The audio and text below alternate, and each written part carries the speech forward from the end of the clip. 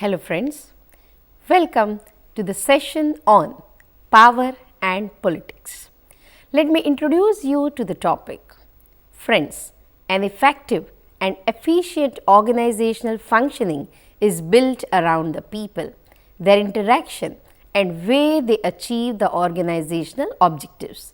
The leaders and the managers requires guide and control of human beings in organization for the achievement of organizational objectives.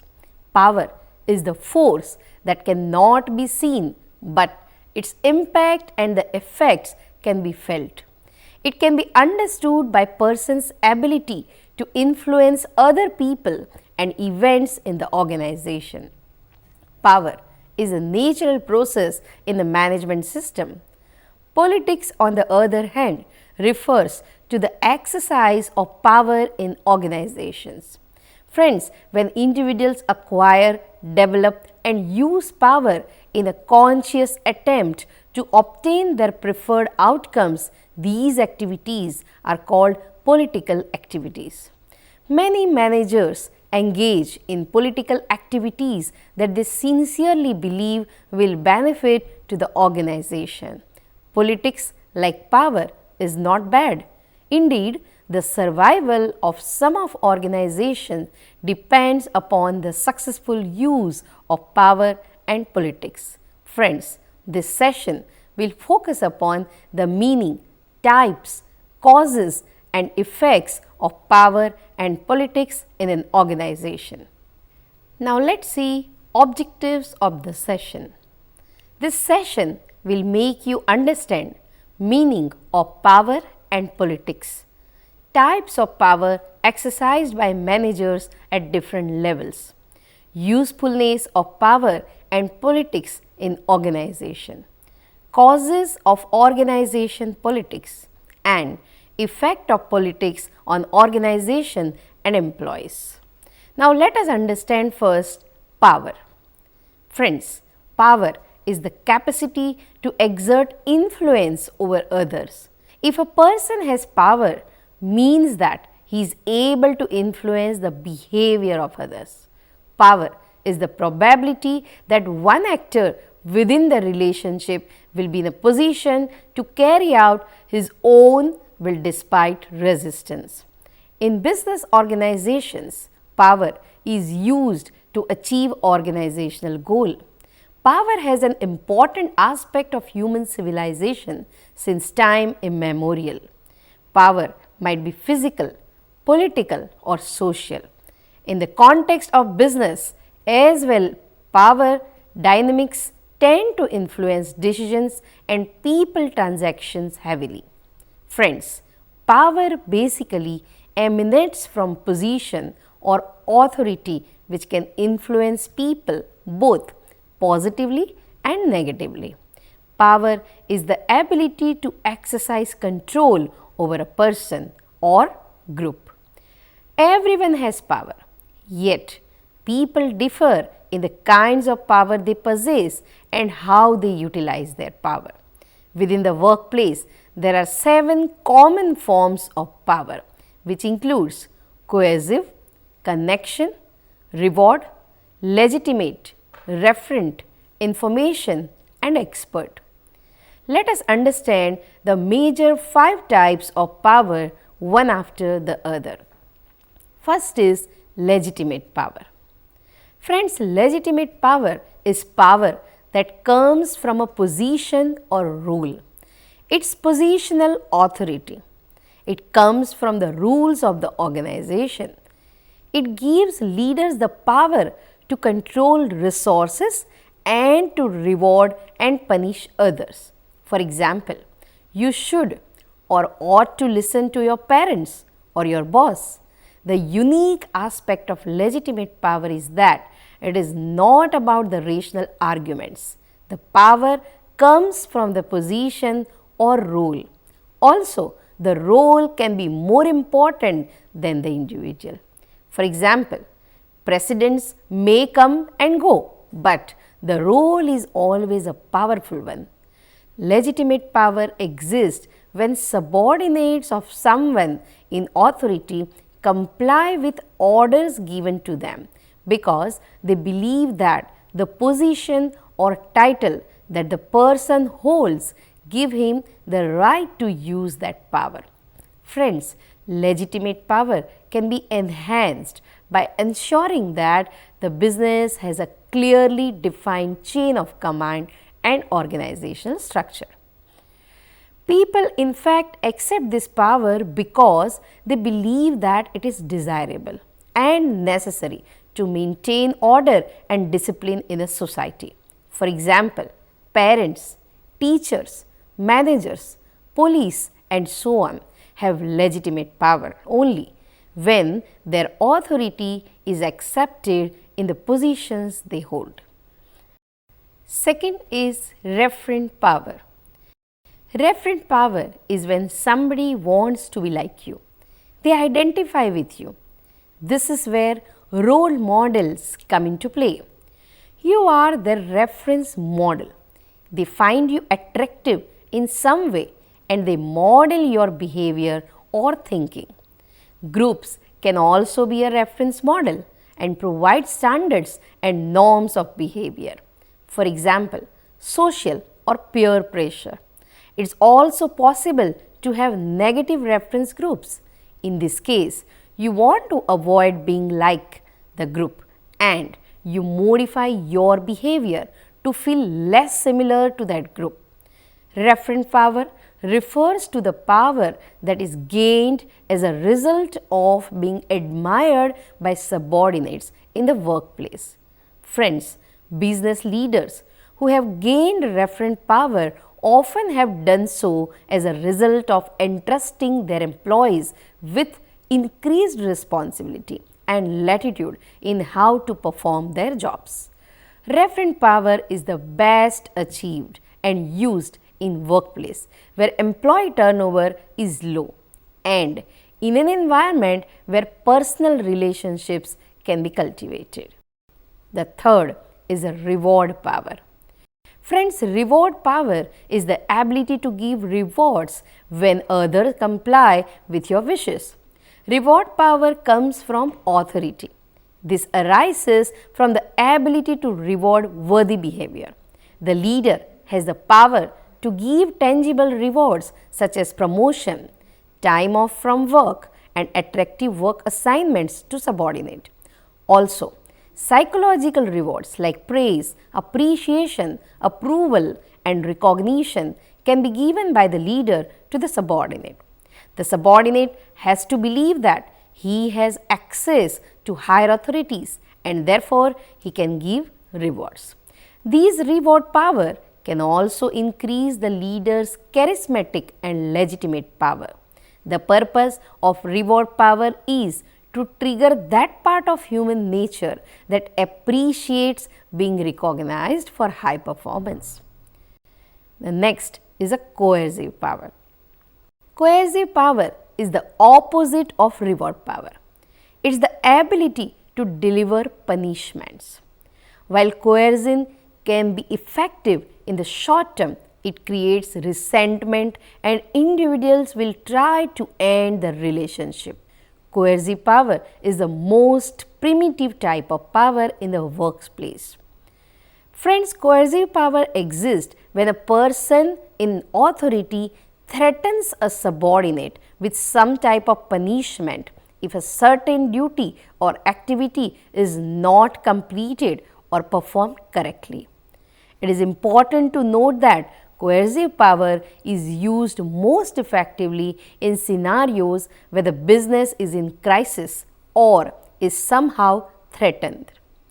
Coercive power can also be used effectively when attempting to make cuts in personnel as a result of management shifts and transitions.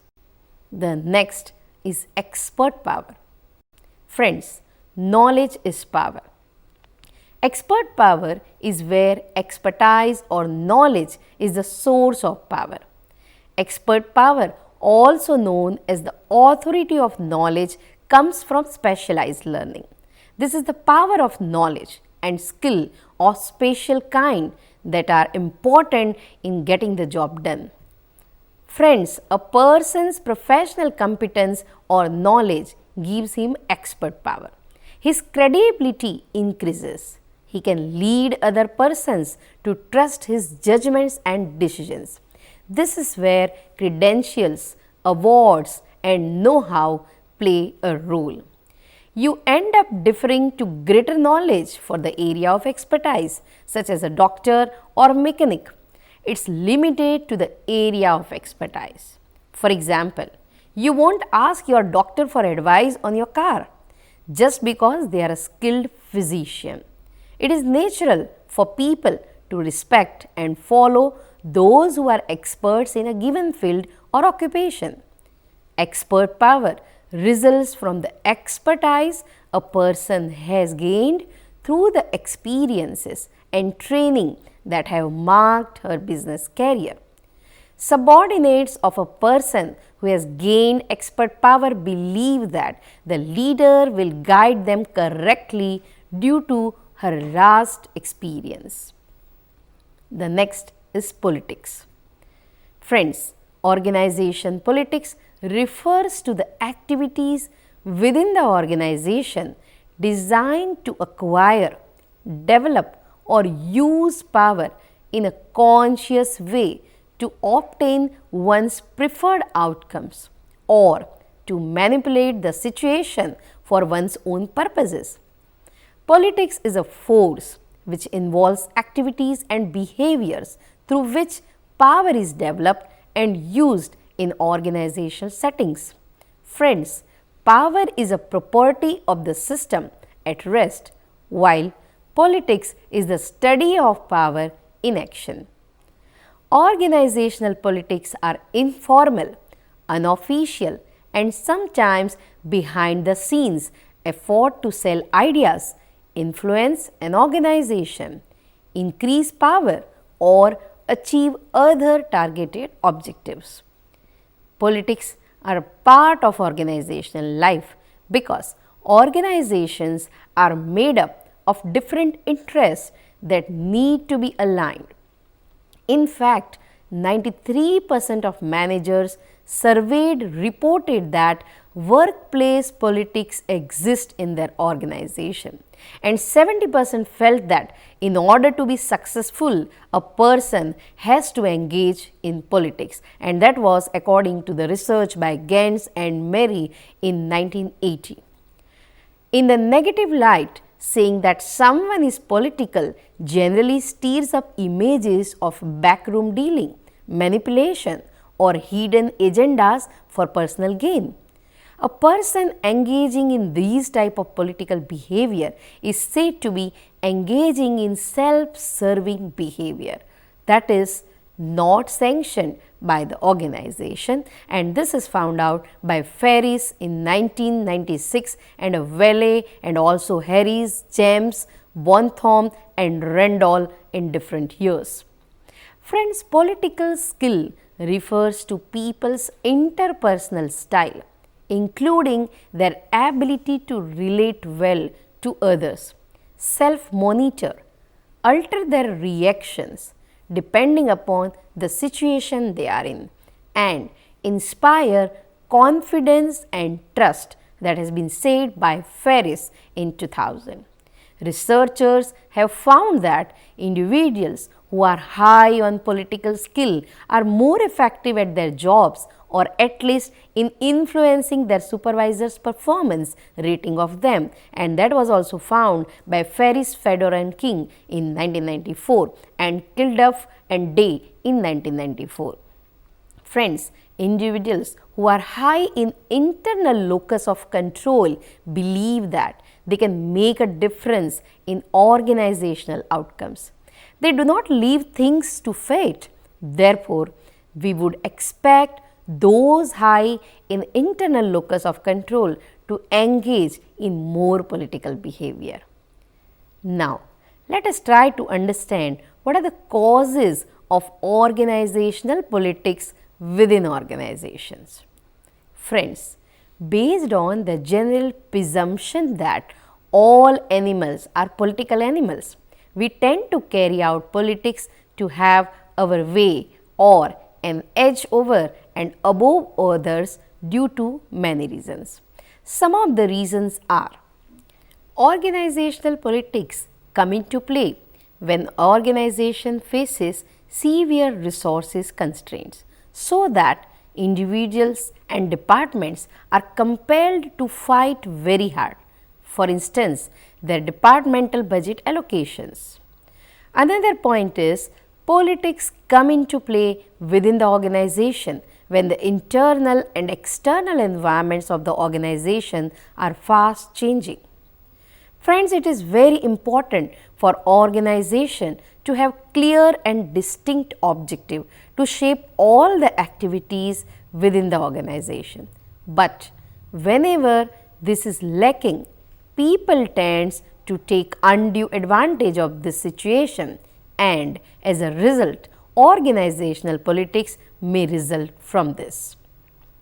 Next point is, when key managers have fundamentally different opinions about the basic purpose of the organization, the managers individually work towards different purpose, and these attitudes may result in organizational politics.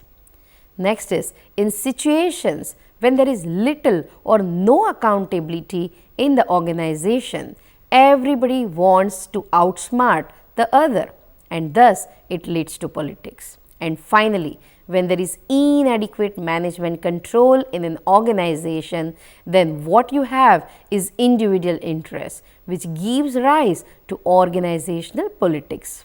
Now, let us try to see effects of politics on organization and employees. Let us see one after the other. Friends, it decreases in overall productivity. Politics lowers the output of an individual and eventually affects the productivity of the organization. Common observation says that individuals who play politics at the workplace pay less attention to their work. They are more interested in leg pulling and backbiting. They spend most of their times criticizing their fellow workers. As a result of politics at the workplace, employees fail to achieve the targets within the stipulated time frame. Work gets delayed in such an organization. Second, it affects concentration. Friends, individuals find it difficult to concentrate on their work. They are more interested in spoiling the other person's image in front of the superiors. An individual involved in politics is bound to make more mistakes as his focus is somewhere else. Thirdly, it spoils the ambience. Friends, politics lead to a negative environment at the workplace. It spoils the relationships amongst the individuals. An individual playing politics at the organization is disliked by all. Next is, it changes the attitude of employees. Politics changes the attitude of the employees. Even the serious employees lose interest in work and attend office just for the sake of it. Internal politics do not allow employees to give their 100% at work. No matter how much hard work an employee puts in, it goes unnoticed in a politically driven organization. Next is, it leads to employee demotivation. A non-performer can be the apple of his boss's eye simply due to politics, thus demotivating the performers. Discussions are essential at the workplace to extract the best out of the employees. Evaluating the pros and cons of an idea always helps in the long run. Employees playing politics always look for an opportunity to tarnish the image of the fellow workers. Employees feel demotivated when they are not rewarded suitably, or someone who has not worked hard gets the benefits due to mere politics. Friends, it also increases stress. It is rightly said that problems evaporate if discussed. Individuals find it difficult to confide in any of their fellow workers due to the fear of secrets getting leaked. Politics increases the stress level of the employees. Individuals are not machines who can work continuously for 8-9 hours without talking to others. It is important to have friends at the workplace who help you when needed.